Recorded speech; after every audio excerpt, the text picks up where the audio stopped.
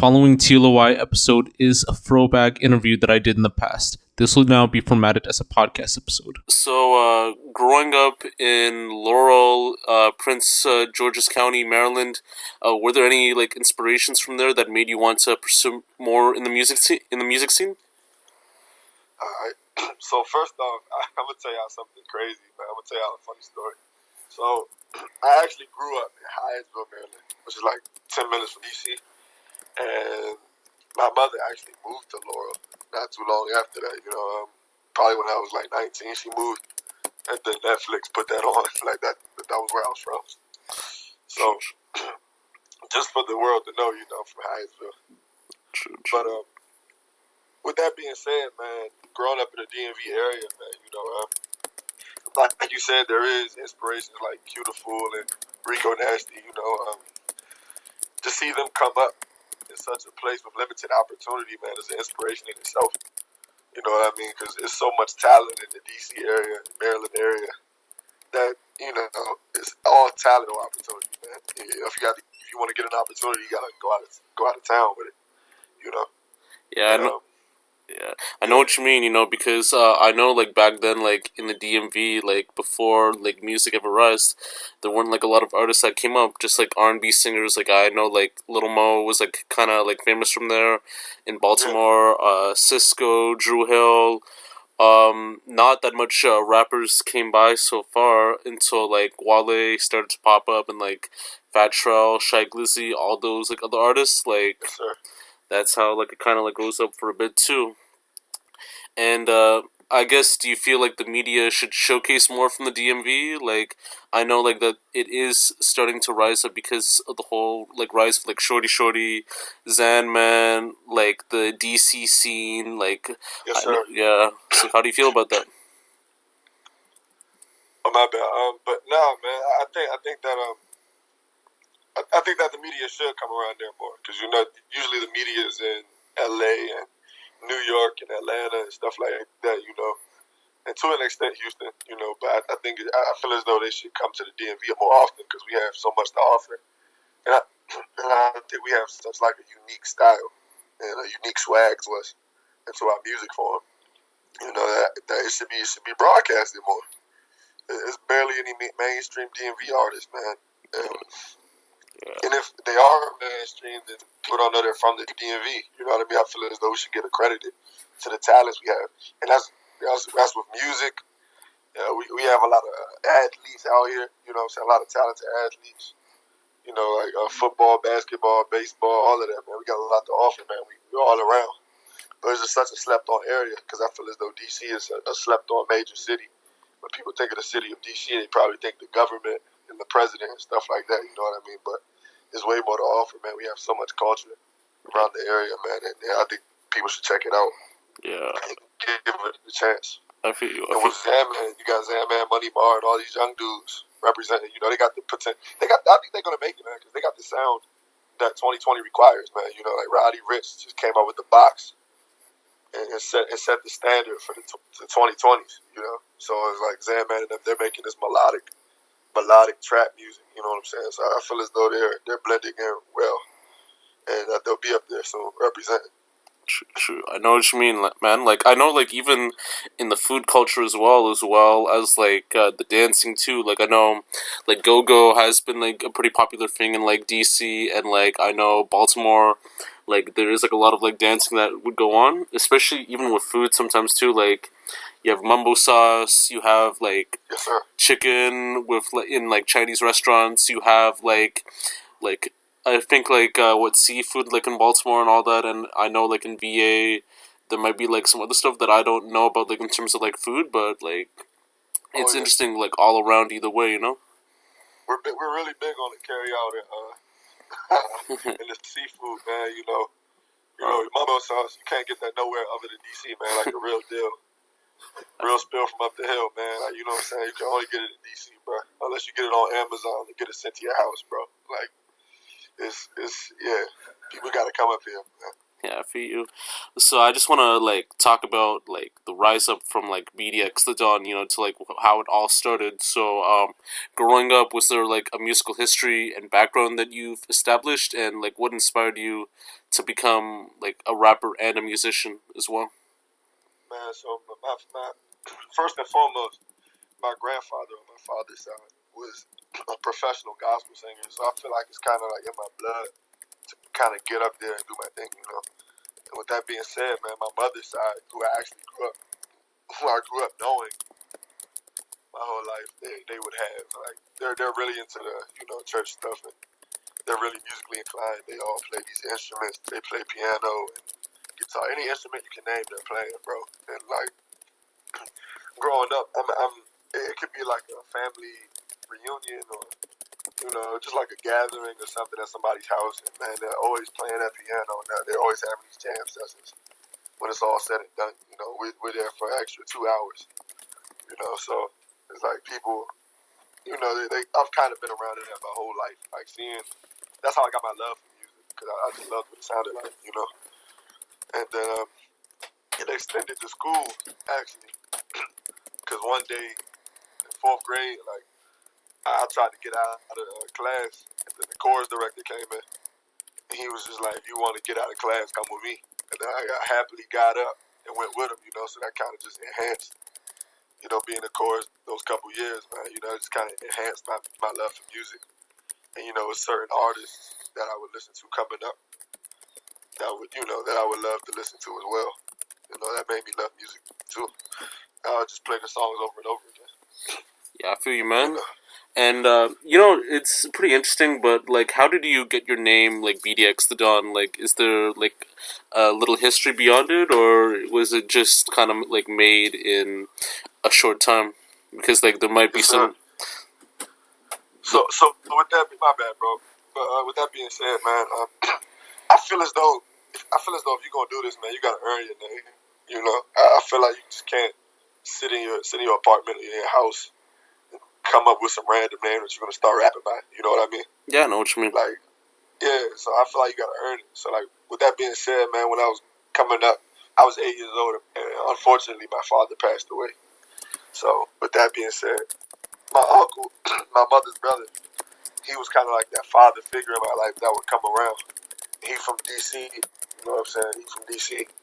And they used to call him Don P around there, They used to call him Don P, and he had a lot of respect around there, you know what I'm saying? So, with that being said, he was like, man, I see a lot of potential in you, shorty. Like, you're going to be the next Don. You know what I'm saying? You're going to be the next generation Don. That's what he always used to tell me since I was a kid growing up. You know what I'm saying? He always said, "You the Don, man. You the Don. Get that in your head right now." So I'm walking around school and shit, acting like I'm the Don. You know what I'm saying? Thinking I'm Don Corleone or something, like shit like that. So everybody else around the way, now they calling me the Don. They know, oh, this nigga the Don. Yeah, Brandon the Don. And I can't get out my full government. You know what I'm saying? But the D is my middle name. You feel me? So it's just kind of like DD. And then at the X, my original rap name was Triple X, because I was so hardcore and just spitting that raw shit. Like porno is Triple X, right? So I mean, like, I was spitting that raw shit, like it was rated X, so that's where the X come from, so it's like BD, my first two initials, and then X, because it's raw, you know what I mean? And then the Don is like a shout out to my uncle, because it was passed down to me. And I earned that name, the Don, because I'm a boss. I'm like Quavo said, I'm the huncho, you know what I'm saying? I'm the one that's the leader that looks out for everybody else. You know what I'm saying? That's kind of how I carry everything. I handle a lot of the business, so I am the Don. I feel you, man. And nah, it's a pretty interesting name, and like with the history, like it is like very dope as well. And just like looking into your catalog before like interviewing you, like I've listened to the King of Hearts album, just after finding you out from like the Rhythm and Flow show on Netflix, and it's a pretty like dope EP, and like just everything just seems to connect, like especially with like the Marriott track and like Caked Up, even though it's like not on the project too. And then there is like some songs about like love too, which is kind of like interesting as well. So speaking about your album, tell me about the EP. Tell me about the creative process in the project and what inspired you to make it. Man, shout out. First and foremost, man, I want to thank you for reaching out and seeing my name and face on the screen and actually taking the time to look me up. You know what I mean? Like, that's love right there, man. And I really appreciate that first and foremost. And with that being said, man, like first and foremost, shout out to that man, Genuine, bro. You know what I'm saying? You familiar with Genuine, right? Yeah. No, I've listened to him before in the past. He's very amazing all around. You know. He really is. So with that being said, man, it's kind of a shout out to my moms, because when I was growing up, she would always play like R&B and shit. So with that being said, man, like she would play this one album called 100% Genuine, and it was him going. It was kind of him going through it with his girl and stuff. Like it was like a story behind it. And it's like he had like these phone calls and interludes and stuff in there and stuff like that. And he was going through it with girls. His girlfriend accusing him of cheating on the phone and stuff like that. So it was just like, wow, that would be a dope concept. Because I've just started traveling, and I'm dealing with a lot of women at this point. I'm going to be honest. Like, I have my phase, bro. Like, and I'm the king of hearts because I felt as though I had a lot of people's heart in my hands. So I had to, it was my discretion what was going to happen with those hearts. So that's why I call it the king of hearts. That's why I call myself the king of hearts. And now that's a nickname that people call me, because I had that phase when I was just people was at my knees pretty much. You know what I'm saying? With their hearts in my hands, and I could do whatever. Like if I was gonna break it, I was gonna break it. If I was gonna, pursue them, I was gonna keep pursuing them and making sure that I cared for their heart as much as I possibly could. So with that being said, man, like yeah, there are voicemails that I put in there. It was kind of like my 100% genuine, because I just started traveling, dealing with different women, and it was me telling my story about life on the road, like life traveling and stuff like that. And my voice is kind of cracking right now. Yeah, I know what you mean, man. I feel you. But yeah, man. So it's pretty much just me telling my story, man, about the women I'm dealing with, and what I usually go through. Like girls want to go to the club, or girls want me to fly them out somewhere, stuff like that. And you'll hear that if you. I mean, you listen to that album, man. I'm pretty sure you heard the voicemails. Yeah, I've heard like a lot of stuff. It's actually like kind of interesting too. Like even with the voicemails, even like the messages beyond it, like it's deeper than life, So like I know what you mean. Oh yeah. Yeah, man. So that's the King of Hearts. And to be honest with you, man, I didn't execute it the way I wanted to. So there will be a King of Hearts 2 possibly. All right, man. And I mean, like furthermore, after like the album, like it kind of like led to like a good opportunity for you, which I'd like to discuss as well. So I mean, since like Rhythm and Flow was released and you did the Atlanta audition, what was the experience like for you when you auditioned and stepped foot to like the Atlanta stage, where you performed for like T.I., Quavo, and like Big Boy? Yo, it was the dopest experience I've ever had in my 21 years of life. Like, literally, like, I thought it was a scam when they called me. Because I got a phone call from a producer. He was like, man, I need you to audition for the show. And I was just like, he couldn't tell me all the details at first. And I was just like, man, audition for the show. Like, you know what I'm saying? Is this a scam? I'm thinking, is it a scam? And stuff like that, man. Because you don't just get calls like that and stuff. So, with that being said, man, I just went ahead and did it. I said, what the hell do I have to lose? I'm not going to make it if I don't sign up. You know what I mean? Like, I'd rather sign up and not make it, and at least I tried, instead of just not putting my name in the ballot at all, having no chance at all, So, I went ahead and I auditioned, put my stuff in, and then I got a call like a month later. They was like, yo, BDX, bro, we think your music is dope, and we want you on the show. Like, so we're flying you to Atlanta in like 2 weeks. And I was just like, oh shit, is this a scam? And then no, it wasn't a scam, man. They called me, they FaceTimed me, and there's all these people, man, they're in the Netflix office. So I'm like, oh shit. So I knew it was official. But I didn't know what the show was about though. It was just like it's about hip hop, showcasing your skills, shit like that. So I'm just like, all right, bet. So they flew me out to Atlanta. I met all these dope artists, first of all. Shout out to like Kendra Man and Bad News and London B and all of them, man. Shout out to all of them. Like they're dope. I still think they're dope. Two Live Bree. I hope to work with them someday. You know what I'm saying? Yeah. Yeah, man. So I flew out to Atlanta, and I was actually the first person that they called on stage from backstage. You know what I'm saying? I'm seeing Quavo, I'm seeing T.I., I'm seeing Big Boy. It's like the most intimidating shit you could possibly see, bro. You know what I mean? Yeah, I know. Just being in front of like all these celebrities as well as like DJ Holiday, like a well-known like Atlanta DJ, like that's crazy, you know. And like auditioning next to like several other like artists, like what like London B and Troyman and like Two Live Bree, like it's crazy that you went from like sitting down with them to like them actually like going to like the next round. You know, it's kind of crazy. Yeah, it really is. Like when I saw how the show came out, how it progressed, I was really proud of them. Like I was really proud of how far they got. I actually wanted one of them to win. Now, I'm gonna be a little biased. Shout out to D Smoke, you know what I'm saying? But like, I wanted one of my people to win. You know, like London B or Troy Man. Me and Troy Man actually talked before I went on stage because we was like, she called my name, Troy Man's name, and some other girl's name. And me and Troy Man were kind of talking before I went on. They called my name first. He was like, "Yeah, man, just go out there and just have fun. Like, just have fun with it." So I went out there. I had fun, bro. But I'm an athlete, so I was kind of bouncing around a little too much, as y'all saw. Man. I'm an athlete, so when I get hyped up, I get hyped up.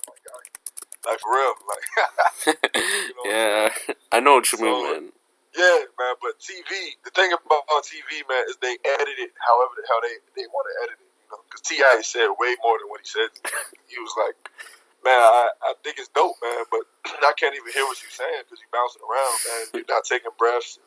Quavo was like, yeah, man, just space out your breaths. Get more breaths in so you can, say your lyrics so they can hear you, And the T.I. was just kind of like, man, I'm going to keep the champagne cold for we get to the top type shit. Yeah. You will get to the top. Yeah, I feel you, man. And that meant because they had my lyrics right in front of their face, so they knew what the hell I was saying. They just wanted to see how I would execute it. You feel me? Yeah, I feel you, man. They had my lyrics right there on a piece of paper, bro.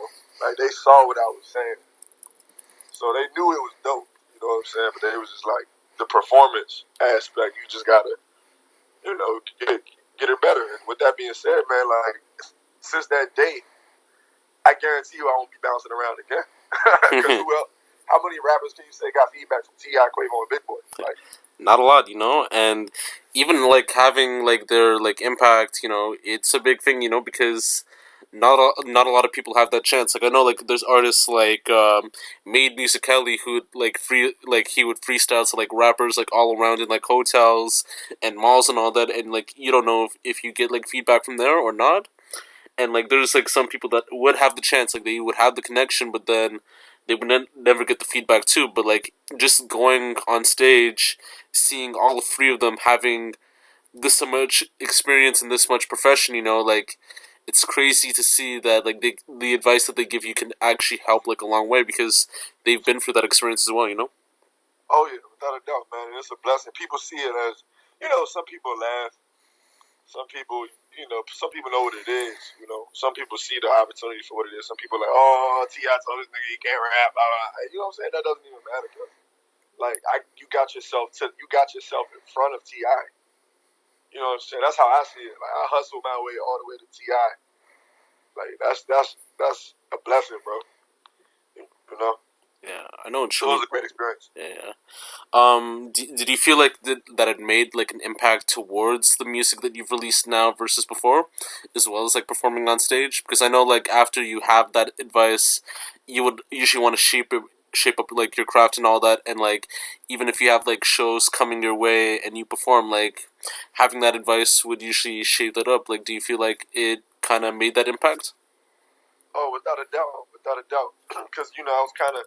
I'm not gonna lie, bro. I was kind of. I'm not gonna say I was half-assing it because I was working my ass off, but it made me hungrier. Like when he told me that, and I saw the show, I saw how the show went. I was like, oh nah, bro. Like I'm going harder, bro. Like because I naturally come up with these crazy bars, bro. Like I wanted to go way harder than everybody else. It's like, man, I'm about to make the dopest music. I'm not making no mediocre shit. If I feel anything is mediocre, it's not even going out. You know what I'm saying? It's like, bro, I want to go harder, like, cause it's doable. Like anything is possible, bro. Like my mother used to tell me that when I was growing up. I didn't believe it, you know. And I don't think no kids are gonna believe it until they actually start getting rewarded for their hard work. You know what I mean? Yeah. They start realizing, damn, I worked hard for this. I deserve this. I deserve to be here. You know what I'm saying? Like, I worked hard to get here. Like, and with that being said, man, like, that's how it changed, man. It made me realize that anything's possible and I can go anywhere. It made me realize that I was special because it was thousands and hundreds of thousands of people that applied and I got chosen. You know what I'm saying? So it was kind of like I'm special in some regard. It just made me realize a lot of different things, man. And that makes me want to go harder now. That gave me the ammo I needed to be like, I got a chance to make it in this industry because they love my sound. Yeah, I feel you, man. I mean, even like especially like after the release, because I knew like it was released in around September, October, like on Netflix. What was the impact like for you once it was finally released? And did you ever receive like any recognition, criticism, or other like impacts, like like more show bookings or like more features from artists and all that? Right. And to be honest, like this is one of the main reasons. Like me and my ex broke up. I didn't originally see when it first dropped. I was looking forward to it. You know, I was already telling people, "Hey, man, like, yo, I'm about to be on this Netflix show, blah blah blah." Like they like, "Oh shit, for real?" Like everybody around the way they proud. You know, it's gonna be the haters too, but you know, everybody they proud of me. You know, oh shit, B, and now the word's spreading out. B gonna be on Netflix, bro. When the show come out, bro? When the show come out? So the show finally came out October, and I was kind of skimming through it at first.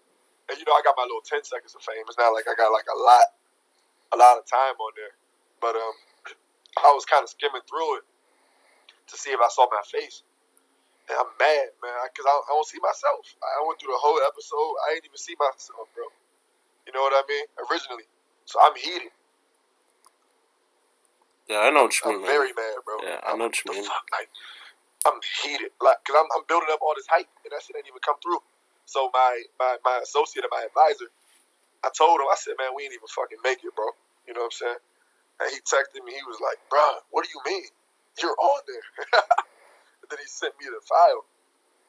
And I was already mad at my girl. And, you know, my girl at the time, she didn't give me that emotional support that I needed. You know, so I felt as though like it was no purpose. So we broke up, yeah. But with that being said, man, my advisor, when like he sent me the clip of me on the show, I was like, oh shit, nameless face, bro. It says BDX the Don. They really had me fucked up with that Laurel thing, though. Yeah, I feel you. But it's whatever, though. You know what I'm saying? I can cope with it because I'm being seen by millions. Yeah. I'm like, man, fuck it.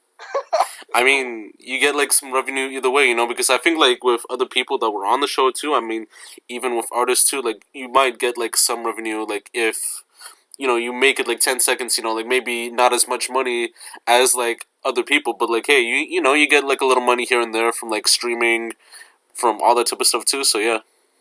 Yeah, that's dope, bro. Yeah. And with that being said, man, of course I got criticism. I got little girls commenting on my shit.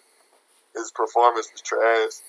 Some people, it's gonna be mixed reviews with anything you do in this industry, bro. If you can't handle it, you shouldn't do this. All the comments should roll off your back like water off of a duck's back. So that being said, like little girls would comment, "Oh, your performance is trash," and there'll be some people that comment on my music videos and be like, "Bro, like I saw this look in your eyes, like you have it, bro. It's something about you." Like that just made me want to reach out to you and stuff like that. And then you got people DMing me like, bro, dope music. You know what I'm saying? T.I. was tripping, blah, blah, blah. I don't think T.I. was tripping, But, people going to say what they say. It's just an opinion. Yeah. So I'm getting all this recognition, goes around the way. Everybody like, yo, that's dope as fuck, bro. Everybody want to be my mans now, everybody. bro, when are you coming back home? You know, say we gotta link up. Blah blah blah. It was like a little buzz for a quick second, and I capitalized off that buzz. I dropped the freestyle that the Baby's bop bop song. And, you know, I was like, this is the first song I'm dropping since I've been on national television. So it's like, now it has to be fire.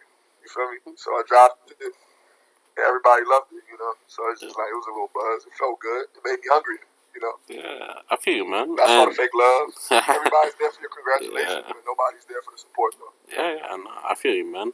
And I mean, like, since it was like held in like Atlanta, like at the time, I don't know if you managed to stay in Atlanta after the audition for like music purposes, or if you just went back to like the DMV for a bit to just work from there. Because like I know, like in the other question, I said like if you did stay in Atlanta, how was like the city like in terms of like music, networking, and so forth? Like, right. Yeah. So how do you feel about that? So actually, I stayed in Atlanta probably for like a week after that, and I'm going to the colleges because my man goes to Morehouse. Shout out Ivory, by the way. And yes, if you can put that in the interview. But shout out my boy, man. But with that being said, man, like, he would let me stay over, you know, because he knew that I was a hungry artist. He was actually supposed to come with me to the performance with T.I., but they decided too late that they didn't. At first they didn't want to go, but they decided later on that, oh yeah, we want to go now. And then the producers were like, it's too late to bring guests. So it was just like, damn. But yeah, he let me stay, man. You know me, I'm a hustler, bro. You know, I was a hustler since I was a kid. I'm consistently talking to people, trying to find out who they are. You never know who you're encountering on a daily basis, you know. So I'm talking to people at the Cheesecake Factory, my guy, telling them where I'm from, telling them what I just did, you know. And they, oh, I'm a producer, or I know a producer, blah, blah, blah, and blah, blah, blah, and stuff like that.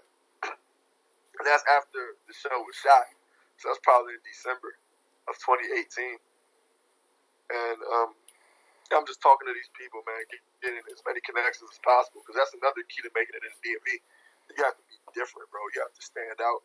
Like, if you consistently use, like, I mean, DMV producers are great, right?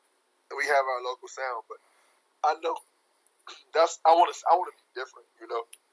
Like, I got producers from Houston and Atlanta and Florida and stuff like that. Like, I have a couple DMV producers, but I utilize, like, the Southern guys as well.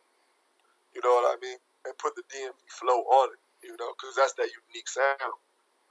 And I've just been meeting producers and stuff, man, and meeting engineers and meeting different artists and stuff like that. I'm just networking down there. That's all I'm doing, and it's a beautiful experience because everybody down there is just so open. You know, they're so open and they want to see you win as well. They don't even know what the hell your last name is. Yeah. And they want you to win. You know what I mean? So it's kind of like a different vibe.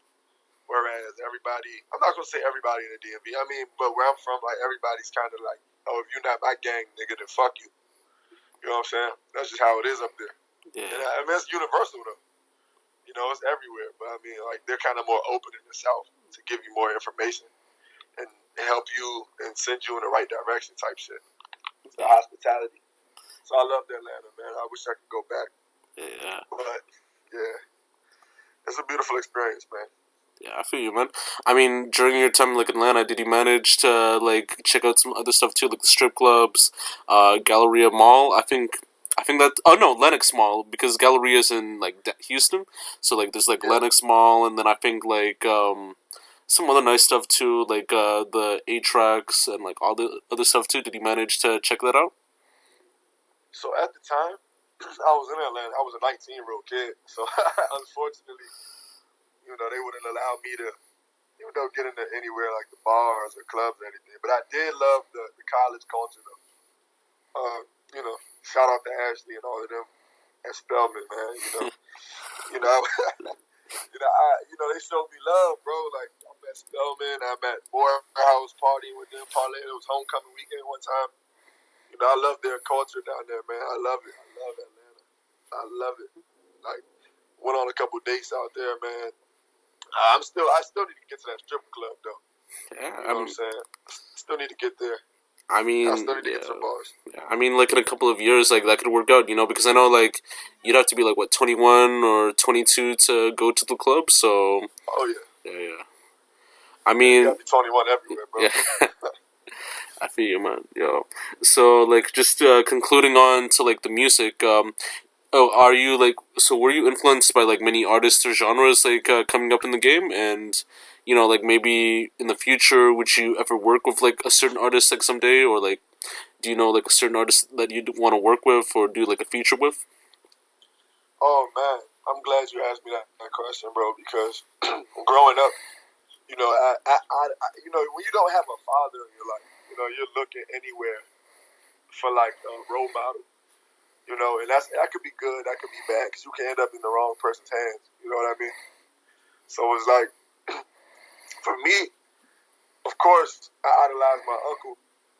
That was in my life, but I also idolized like artists from back in the day. You know what I'm saying? Like the notorious Biggie Smalls, and Tupac Shakur, and Nas, Nasir Jones. You know what I'm saying? Jay-Z, stuff like that. Snoop Dogg. You know, these guys can't do no wrong in my eyes. I'm 10 years old saying fuck bad boy. You know what I'm saying?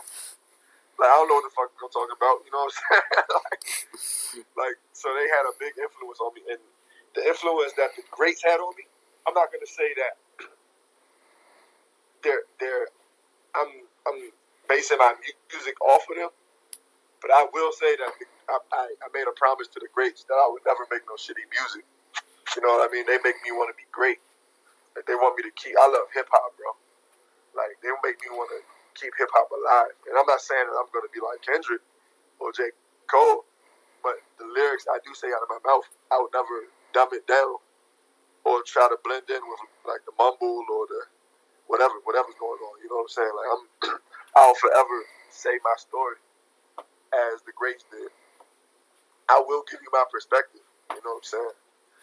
That's the promise I kind of made to myself.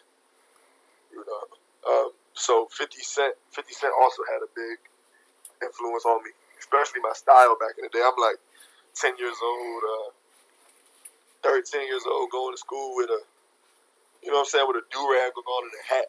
You feel what I'm saying? Like, small stuff like that. Like, just lets you know that you've been influenced by somebody. Like, I'm watching a candy shop video at 5 years old, stuff like that, man. I love what I'm seeing, bro. Like, it's coming up. Those are who I looked up to, those guys. And then as I got older, you know, I just kind of tried it myself. I was just like, man, let me try it out. My first song, which nobody will ever hear. I promise you, bro. Nobody will ever hear that first song I made, ever. I'm still trying to figure out how to delete a certain thing off the internet, but I dropped it. I started rapping myself, man, and I kept writing it. My shit just kept getting better, bro. Yeah. And with that being said, I would love to work with. Right now, I love to work with Migos, like Offset, especially Offset. That's my favorite Migo right now. Sorry, Quavo. Sorry, Takeoff, but Offset, I think Offset is very dope. I actually would work with Gucci Mane too. I think Gucci Mane is very dope. You know what I'm saying? He brings a certain flavor to a song that not a lot of men can bring. You know, Key Glock, especially the baby. Like the baby, I would love to work with the baby, bro. Like I think the baby's very dope. You know, I love, and his beat style is like very dope. So I feel as though like I would easily rip one of those. Like I was just like, man, the baby put me on a song, man. Put Don Dada on the track, man. Like, yo, like we would kill that shit, bro. Like for real. So he's probably at the top. Him and Offset are probably at the top of my list. But Gucci, man, Key Glock, they're in there too for sure. You know, R&B artists too. You know, I work with R&B artists, but especially those rappers though. True, man. I mean, like the baby feature, or like even like an Offset feature right now, like that can make noise for like 2020. You know, because I know like the baby is like working with like every other artist, and like I think like his booking price is like what, like 100K for a feature, which seems pretty dope. Like I think because he's been famous for a while now, like. But like he's still down to like working with like, you know, smaller acts and all that. Like whoever has like the money, like that could be pretty good too. And like Offset, you know, I feel like Offset's also the same too. Like I think like having like all three Migos would be too expensive, but like Offset, you know, like I think he'd be affordable too. So either way, without a doubt. yeah, man. And it will get to that point. I'm gonna go ahead and stamp that right now. That was a DMV term. I will like stamp. I'm stamping that. Like that's barred, bro. Like that's official. I'm making that official. Like my word is being born right now. True, true. That will happen, bro. All right, man. So just to like end off the interview, what are your plans for like this year in terms of like music, other creative projects, and like so forth? And do you have like any other like final words that you would like to say for any creative or any person like pursuing their dreams? So 2020 is gonna be a crazy year. That's what I'll say. 2020 is gonna be a crazy year.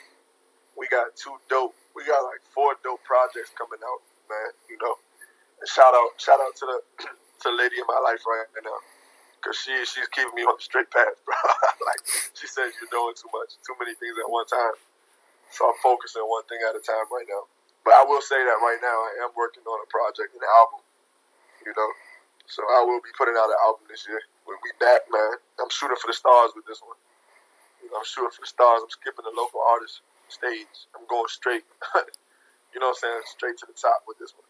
So we're taking our time, making the quality product, because that's all that matters at the end of the day. And then there will, of course, be videos with that and vlogs and stuff like that, man. So just stay tuned, because the entourage is coming. Anybody that think they're at the top right now, you know, shout out to y'all.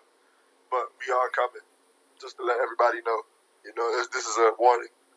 And this is it's just a warning. That's all it is. But with that being said, man, if I had to tell anything to a person that wants to do this or do anything, it could be anybody. Man, just work hard, because anything is possible. Chase your dreams. Don't live your life for anybody else. Live your life for yourself. Don't try to impress everybody else, because you got one time to do this life thing. You know what I'm saying? So just chase your dreams.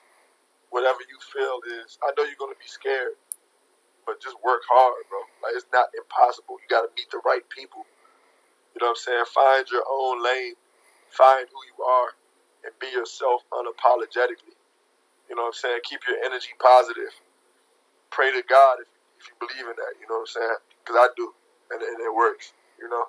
So all that being said, man, that's what I got to say to the people, man. And I really appreciate you for the interview, man. Like, for real. Yeah, man.